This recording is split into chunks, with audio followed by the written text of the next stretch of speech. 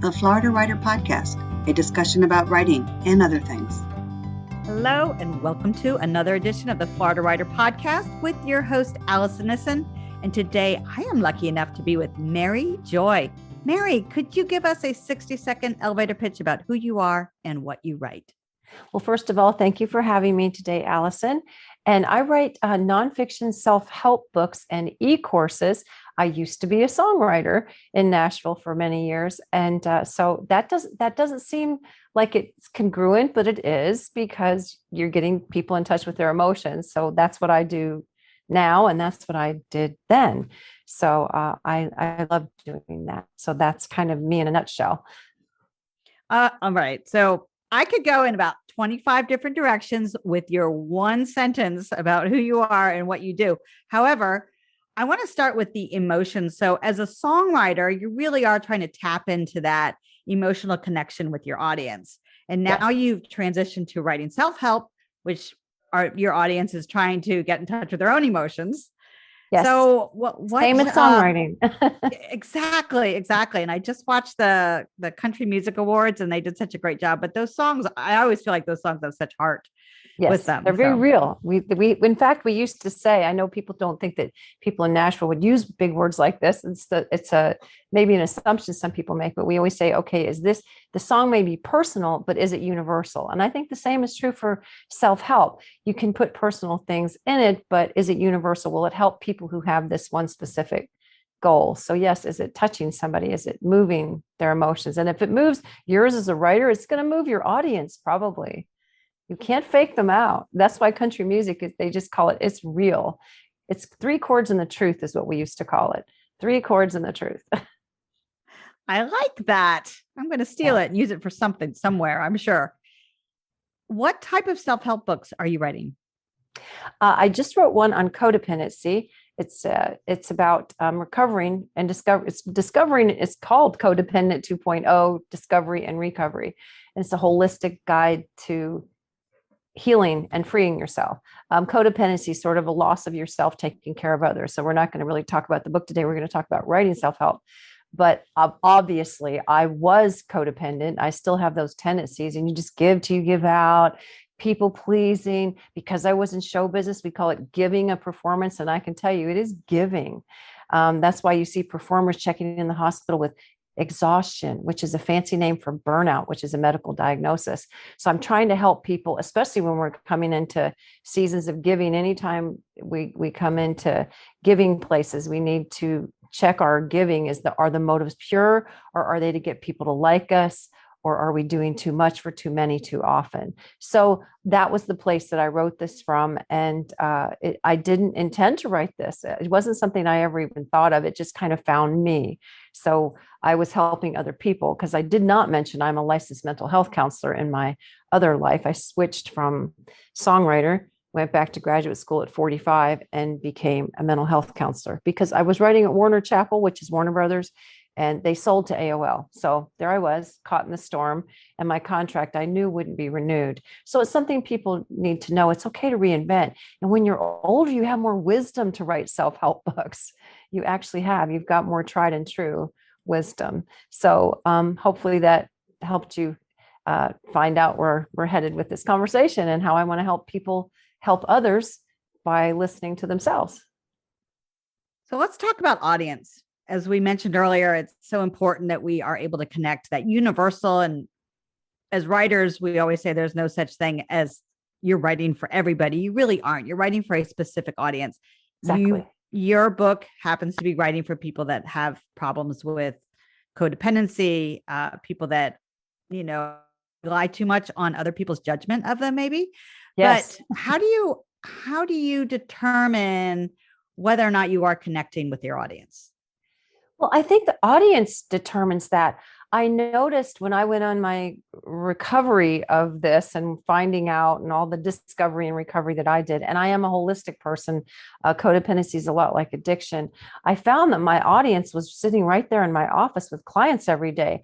I was applying some of the things I had done to heal with so many of my clients. And when I saw that it was helping them too, I was kind of surprised by that, because I am not a one size fits all person. And I said, oh my goodness, that these things are truly helping people. So my audience found me, and I thought, I'm exhausting myself saying the same thing over and over and over and over. I might as well give them all the research. As I tell my clients, I read so you don't have to. And so this is a compilation of things I've read, experienced, and there's a few case studies. Of course, they're shrouded. You have to shroud case studies when you do self-help books. But that's what you have to do. Is your audience will find you. It's what you have a passion for. It's a calling, and it won't leave you alone. If you're truly meant to do this, it's a calling that won't leave you alone, because writing self-help is it's not probably going to make you hugely wealthy overnight, like the great American novel, though some self-help books have. But this is about loving to help people. So that's where my audience came from, is from myself and people that I was helping. It's kind of amazing to see the results. And I said, wow. So I customize it. So I'm very familiar with Memoir, and I can see that there's a little bit of an intersection between the self-help and Memoir. Yes. Memoir is often where you're telling your story because you have a lesson you would like to share with people. You've experienced something that you feel other people will find valuable. Self-help is very much like that. So what is the difference? Obviously, like self-help, I imagine, has a step 1, step 2, step 3 process in order to maybe right the ship a little bit more. But I imagine you're still telling your story much like you would in a memoir. Would that be a true statement? Absolutely. In fact, the first publisher I had, I pulled back from because he wanted too much of my story, and it was just too much. So I've interjected some of my story. It is not about me. It's about letting people know I understand this subject. This is how bad it was for me. So it's like, if I can recover, you can too, kind of story. So memoir is in all good self-help books, memoir is interjected in there, and other people's case studied, other people's stories. So it's not just your memoir, it's the memoirs of other people and their journeys. So it's absolutely very, very similar. It's allowing people to know that you understand this subject, but you don't have a book on their life. And how I did it at the end of each chapter, because I don't use a lot of structure, though this book is structured, I let them write their own bullet points from each chapter. So they're going to leave with their own self-help book that they've written themselves, just in bullet points. They can journal it. They write what they don't want on the left side. They write what they do want on the right, and they're only left with what's right. I have them actually ceremoniously discard the left side, and each chapter builds on another. So they're really leaving with a 10-page self-help directory that they have written for themselves, because I don't know their stories. I'm not out there knowing their stories. So they're helping themselves, because I always said my job as a counselor or a songwriter is helping people get in touch with themselves and helping people listen to themselves, not to me, but to them. I am loving this conversation because you're sparking several ideas within me. Of course, that's one of the reasons why I have this podcast, is because I get to talk to all these amazing writers, and I am so excited to share your journey with the audience. You've also written e-courses, and it's for the Daily which is a great platform. Can you tell me about those? Well, I wrote a course people will love hearing this. I wrote a course called How to Overcome Loneliness during the pandemic.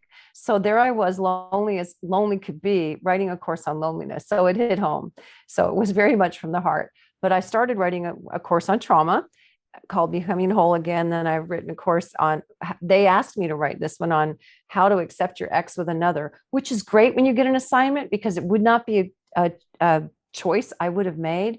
But I loved it because I said, I have lived through this. I had to go back through my memory and memoir, like you mentioned earlier, to your point. And then I wrote a codependent course for them.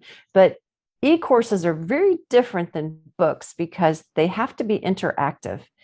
You can't just yak, and there's videos in there, a lot of audio, just like my book. You can go to YouTube, and every meditation at the end of my book is on YouTube. So you don't have to do anything but close your eyes and listen. But an e-courses is very interactive, and there's a lot of video, audio, and interaction. You ask questions to the reader. You can talk about what is loneliness like for you, not just say, this is what loneliness means, and then go on. It's not a narrative. Say, what is loneliness like for you? How do you feel loneliness? How does it, manifest in your life? And how would you like to change it? Like, how do you feel? How do you want to feel?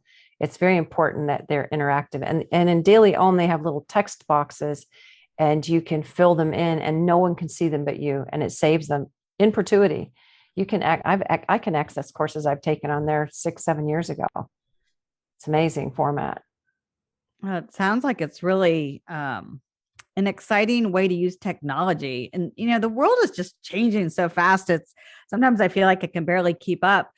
How do you manage your complicated schedule? So you have a practice of actual counseling. Then Yes. You're working on your books. You're writing courses, you're appearing on podcasts. Tell me about your schedule. How are you managing all of this? Well, I'll tell you, it isn't easy because I write a lot of articles too, and I actually have learned to slow down a bit. But that said, I went to, of all places, Ernest Hemingway's house in Key West. I've been there several times, and I loved it that I call him Ernie just because I think he would probably, not be mad at me for that. But like Ernie's writing room was always a place, and he had his own issues. He could have written his own self-help book, but I love it that he said he wrote from 6 to noon. I'm not an early morning riser, but my brain works better in the morning from 6 to noon. I still am on a musician schedule. I see people from like 11 to 12 to 7 or 8 o'clock at night, because musicians have their sessions start at 10 and they end at 6. So that's very much like my schedule. But when I'm writing something, when I'm really immersed in it, I don't go in until noon, and I write from 6 until noon. I actually do. And then I can get up, and then on weekends I write many hours, but my brain works better that time. But that's my brain. Some people write better at night. And also people laugh at me about this, but it makes it very conversational. I carry my cell phone with me when I'm out on long walks, because if I don't walk, I can't write. But when I get ideas out there, which people do when you're doing the mundane, that's when the magnificent happens. I text myself. I'll speak in my phone on the notepad. I send it to myself by email or on a message link, and then I cut and paste it and make it part of the narrative of whatever I'm writing. It works amazingly well. I tell people, just don't assume I'm listening to music when you see me walking. I might be writing a book. So you fit it in wherever you can when it happens. You really do. And sometimes my clients will spark the most amazing stories, and I will take notes during that. Of course, I have to be very cognizant that there's, that I have to be present for them, but they will spark things in me that say, oh my goodness, this is what a lovely thing to hear. And I learn from them. You've got to listen to other people to help people listen to your narrative. So hopefully that answered that. It's just my schedule is what it is. I also will text myself when I'm out, but I do a walk jog with a dog. And so it's a little more tricky because I have to deal with the dog, and then I'm trying to run. And if it's a real exciting thing, I actually have to stop in the middle of the run and try to whatever it takes, send it to myself. But it makes your writing style more conversational, doesn't it? When you read it fast. Yes, it does. And I enjoy a conversation. Yeah, yes. I enjoy the conversational writing styles. Yes. Mary, this has been such a great conversation. How can people get in touch with you? I have a website. It's winterhavencounseling.com. And I'm in Winter Haven, Florida. I'm also so easy to find on the internet. It's Mary Joye with an E on the end, Joye. And if you type in LMHC, which is licensed mental health counselor, after it, you will find me on Daily Om. You'd find me in a lot of places. I'm not hard to find. And I'm easy to email. And I'm also on Psychology Today as a counselor. So that's for people in Florida. But I do life coaching with my book as well. So that's how they can find me. Lots of different ways. All right, Mary, now, are you ready for our rapid fire questions? Yes, I love those. This is like inside the actor studio. And I was a theater major to begin with. I love this. Fire away, James Lipton. I don't know if you're going to like some of my questions. Here we go. Do you have a can of WD-40 in your house? Yes, I do. Awesome. I happen to have one right here that I'm using for a speech that's coming up. Doesn't everyone with a sliding glass door in Florida have a can of WD-40? Yeah, really, really, really. Rapid fire answer. Yeah. Do you like to write with a pen, a pencil, or do you prefer a keyboard, or let's go with cell phone? I love the cell phone. I also love the keyboard, and I take piles of notes, scratch envelopes, all the scrap pieces of paper, they're in a pile, and then I incorporate them. And as I write each thing, I throw the scrap away. I know I should keep them, but it's just a mess. It's messy with a pen. I'm the only one who can read it. I think I write like a doctor because I'm a doctor's daughter. Love it. I just, however it comes, all of the above. Don't like pencils. They drag too much. Oh, I'm a pencil girl. Pens always seem to stop working for me. One or the other. One or the other. And since you're in Florida, do you have a favorite tree? A favorite tree? Oh my goodness. I do absolutely love those fishtail palm trees. They're, and I like Malaysian palms, but they're from Malaysia, obviously. But I just love all kinds of palm trees. In fact, I love you. That's a great question, because my favorite noise to soothe me is to get underneath a palm tree that's rustling over my head, because I was raised on Reddington Beach. So that's a very soothing noise from my past. It's a lot of good white noise with this beach and then the rustling palm tree. So any palm tree will do. Sounds like we need to go outside with a little recorder and just record that, and then have our own little white noise machine that can go. I have done that.